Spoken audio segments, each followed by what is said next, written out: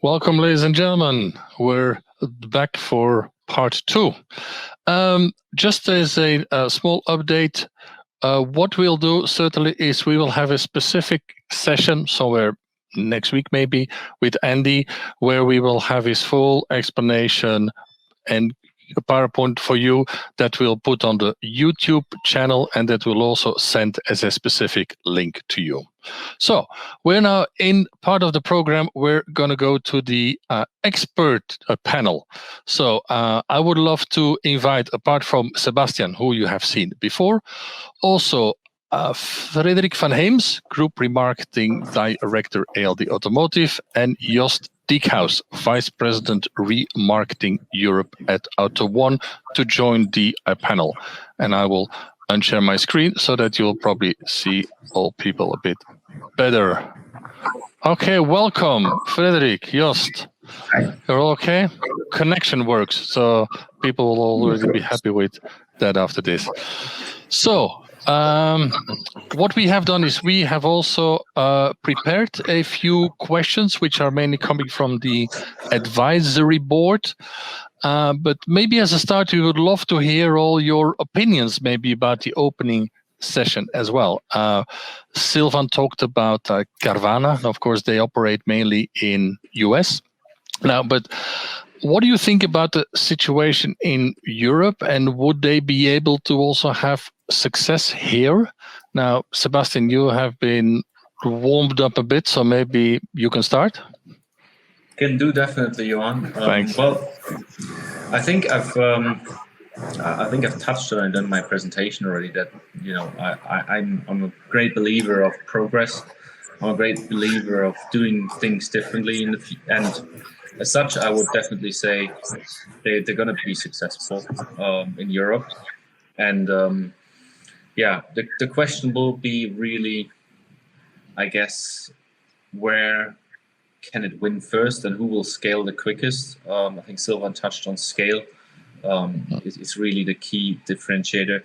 But also, I think our politicians and our legislators have a lot to do, because some of these things that I touched on my very, very light presentation here are just scratching the surface. There are much more things, and I'm sure Jost can talk a little bit more, or even Frédéric, both of them doing business to us and consumers, so they can tell you surely a bit more. And I'll hand over to Jost.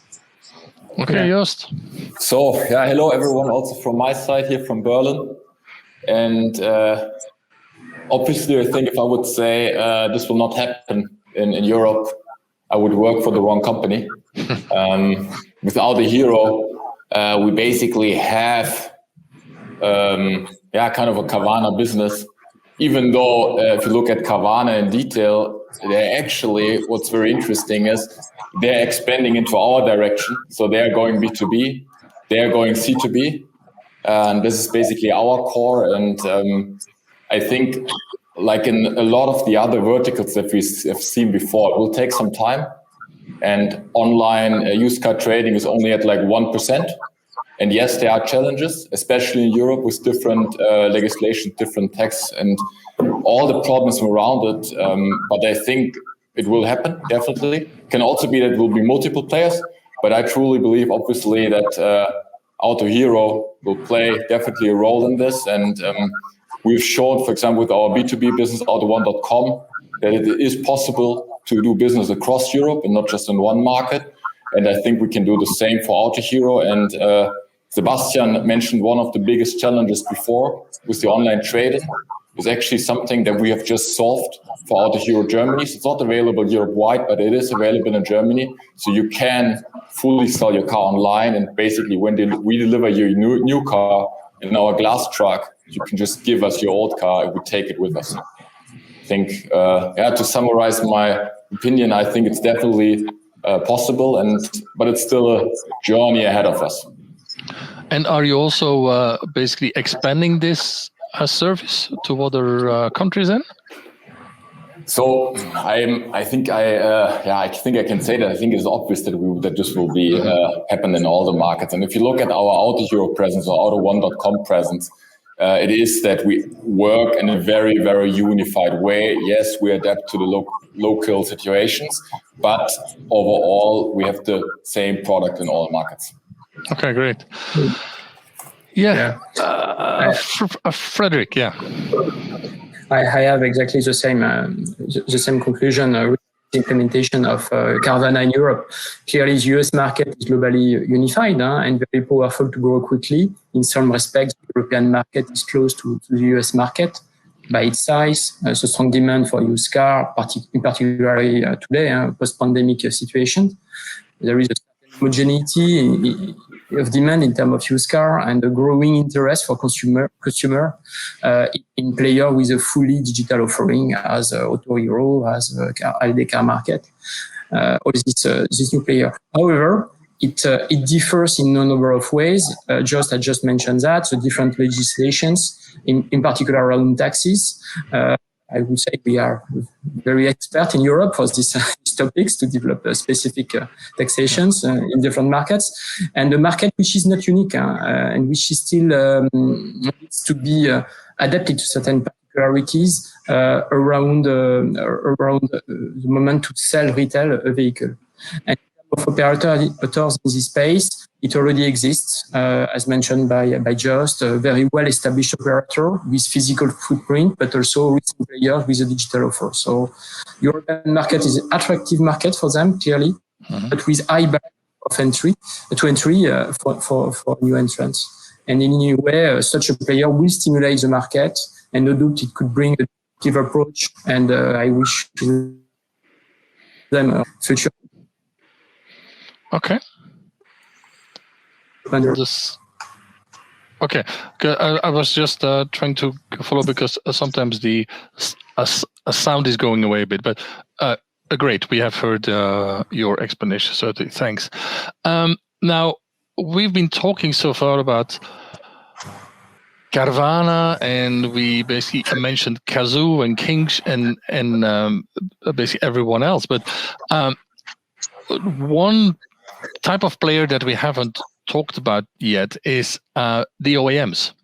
And how about the ability that they would be upscaling their activity there and their ability to play in this online field? Because I think for them it's much more challenging. They've got a quite complex value chain with importers and NSCs and headquarters and everything.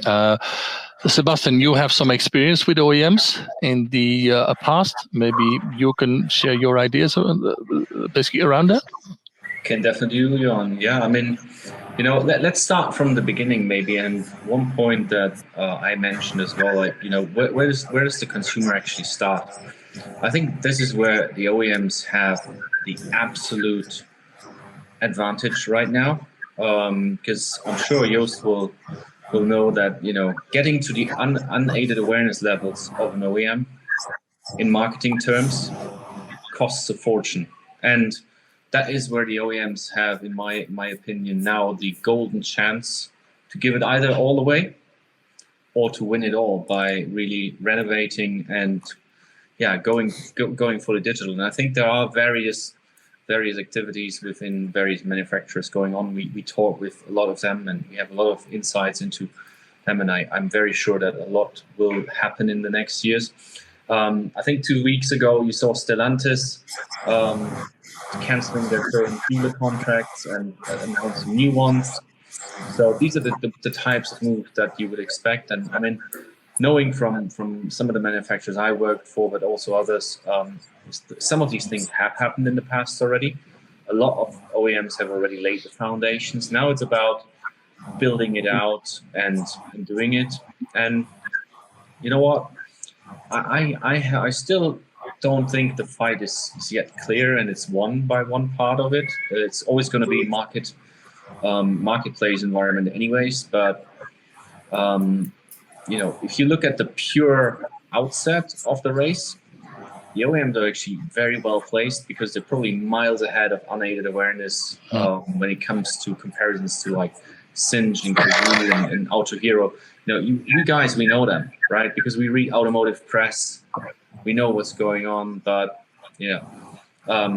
if you're not you and I and the people that work in the automotive industry, to get to that awareness, to touch the end consumer, I'm 99% sure if I walk out my door right now and I go to my neighbor and say, hey, have you heard of Kazoo?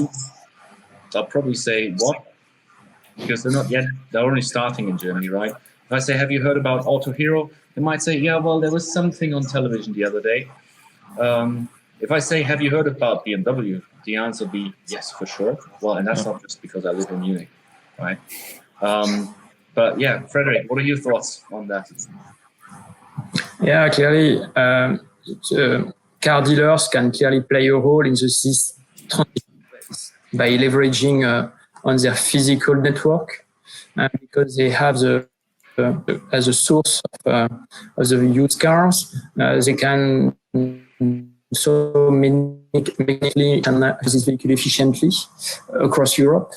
And the only building blocks that is still missing, but they are investing massively on that, is on the online retail sales capabilities to, in a way, join their stock of used car and facilitate the transactions across Europe. So they have the capabilities to accompany and touch any private customers, as you mentioned, thanks to their awareness and branding awareness, massive in Europe, and their project to renew and accompany customer in their project to renew these cars. So yeah, fully agree with you. Yep. Okay, great. Now a question coming from the audience here, from Ian. How has the approach to sell EVs changed versus conventional ICE vehicles?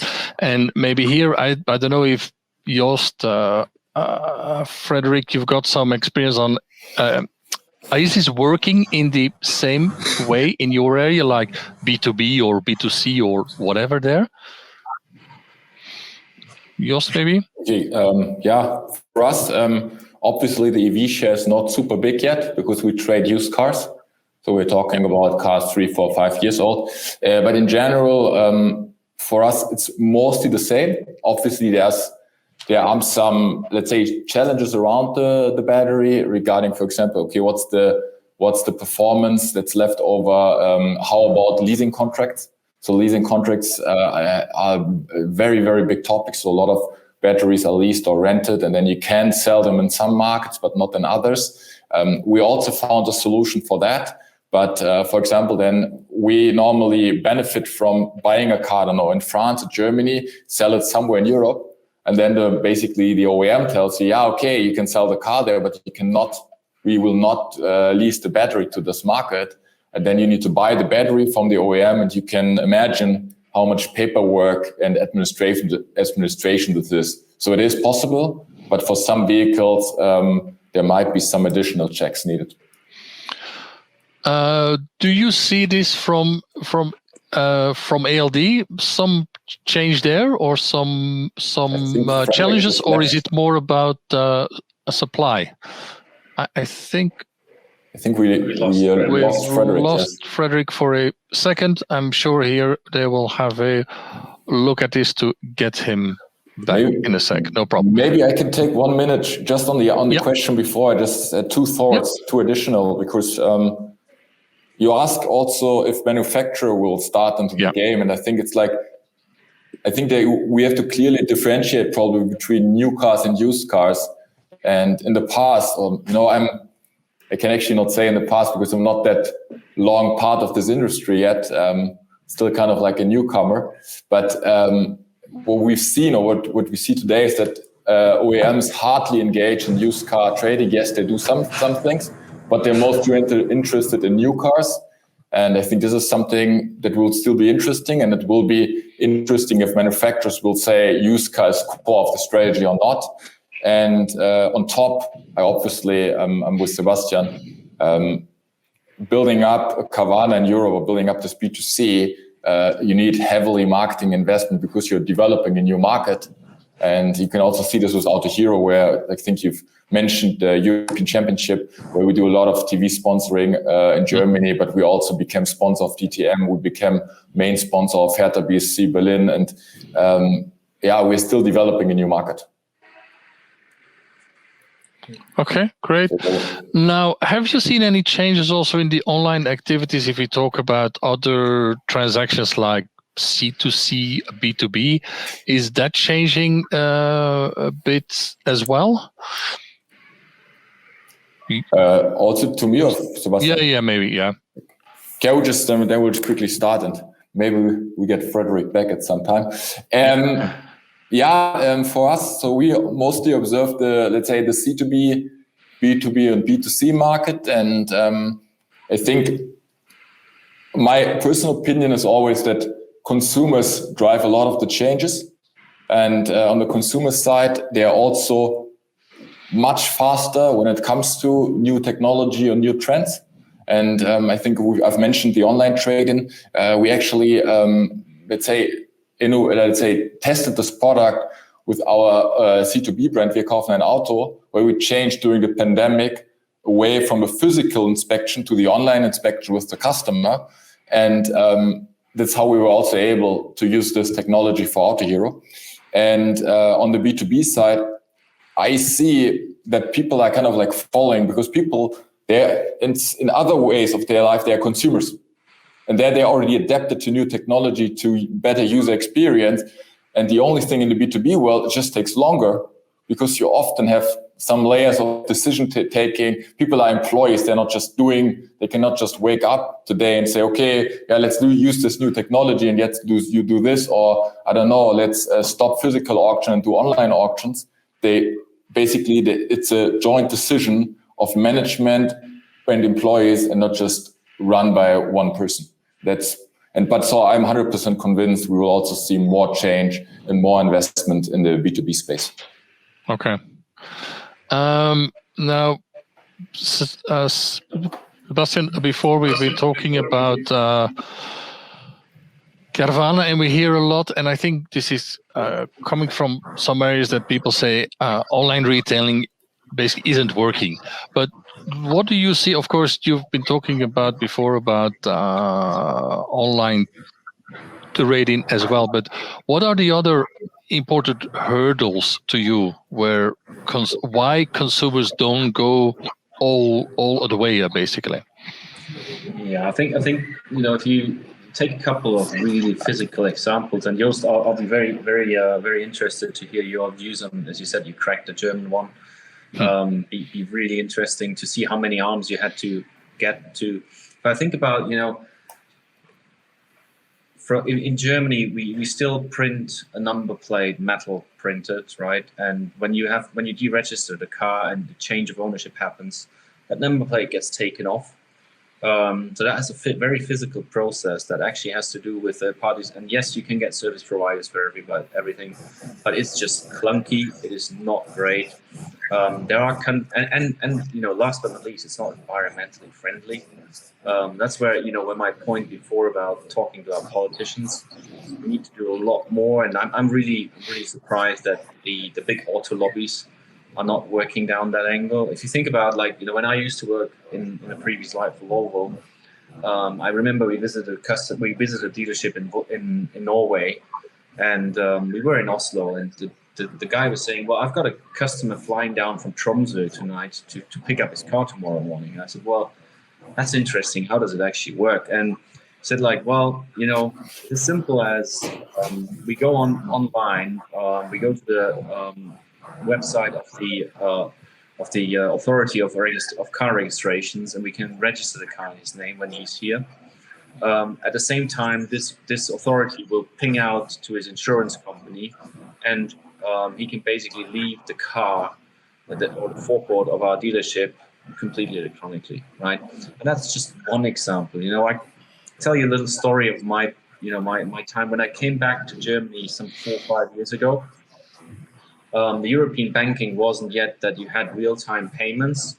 That only is 2 or 3 years old, right? And back then, I bought a used car for myself, and the car was just about 12,000 euros, so it wasn't really expensive. But as I moved to Munich, and my bank was in close to Frankfurt, Well, getting 10,000 euros paid out in cash of a bank counter due to all the regulations was a hell of a job. I mean, to the point that I had to go use 3 different credit cards to get the money out of the machine and notify them 3 days in advance, right? I mean, these kind of things need to all get a bit slicker and that need to all get a bit better. So, you know, if you talk about C2C, that can all happen, but you need actually smart solutions like, you know, a lot of the more modern fintechs now offering, or actually the real-time payment can offer you, where I can sit now in my app and I can say, okay, I'm transferring 12,000 euros to you now. Not a problem if I had preset it and configured it within my bank, then it's all not a problem. But these things are really just happening, and we've got many more hurdles like that need to be worked out, and they then need to work for more than just one customer. And I think that's the big trick, to get these kind of solutions mass ready, and then they will have mass adoption. Frédéric, you're back. Yeah, I'm back. Yeah, Frédéric, no problem. No problem. Yeah. So then we get straight to you, maybe, Frédéric. Have you seen any changes in the online B2B world as well? And maybe as a second question on this, are you already doing quite some remarketing of EVs? And is this working like other vehicles, or is this still a challenge, maybe? Yeah. Regarding the online B2B market or remarketing space, I would say, we believe, generally speaking, that the future will become multi-cycle and multi-channel as a leasing player. And that will drive important changes in the way that leasing company drive remarketing activity, in particular in the B2B space. Why? Because first, the vehicles that we will push in the remarketing in the future won't be the traditional vehicle after one cycle of leasing, but probably with an extended life, and probably after second or third or even a fourth leasing cycle. That means that we are prepared for the emergence of EVs, because these vehicles are particularly well adapted to be leased with multiple cycle lease, and we anticipate a longer useful life than ICE vehicles. And in the field of online B2B remarketing, what we are targeting today is clearly tomorrow we will need to be able to sell our vehicles in a new frontier, across new frontiers that today we are not touching, clearly, because the vehicle will be older, with mileage, and we will need to be able to target new customers, new traders in the future. We see so big opportunities to leverage in expanded geographies, and by targeting also, thanks to the data analytics, the finite traders, in order to speed up the transactions and ease the sale of this vehicle. So for us, it's considering the future of remarketing of EVs by targeting new frontier, clearly, and capitalizing on the analytics to ease these transactions, clearly. I would add also the capacity to partners with different platforms, internal and with other platforms, only to increase and ease the opportunities to target directly the final traders and, to a certain extent, the final customer for. And this is what today online sales facilitate for all the players in this European market, I would say. Okay, great. Thanks for the input here. Now, maybe we go over to a question that was asked in the chat by Marcel from Proof Station. How much discrepancy do you get from a private customer doing the inspection themselves, probably, and then what you encounter when you get your hands on the vehicle, and how do you handle this? I'm not sure who's gonna take this. Jost, maybe you've been cracking this or solving this in Germany. Any experience there? Mm-hmm. Yeah, so I think the most important part is that with a, let's say, quite extensive data set, we now in our, let's say, quite short company history, we traded more than 2.5 million cars. And let's say we know how cars are after 3 years, after 5 years, after 6 years. And yes, let's say the consumer evaluation is an important part. And I cannot disclose all the details, but we wouldn't do it if it wouldn't work. And we switched completely. And I think this proves that this is something that you can get very, very close. And obviously there are always discrepancies, and there are things that you will not expect. And there are customers that, I don't know, they have a hole in the front and they will tell you I have a perfect car. But in the end, I think it's important to match consumer expectations. And if the consumer expectations are met, you will not have a problem. And if the consumer was honest, he also knows. But if the consumer wasn't honest, you also have the expectations that you will change the price. Great. I think this brings us up to the end of this panel discussion.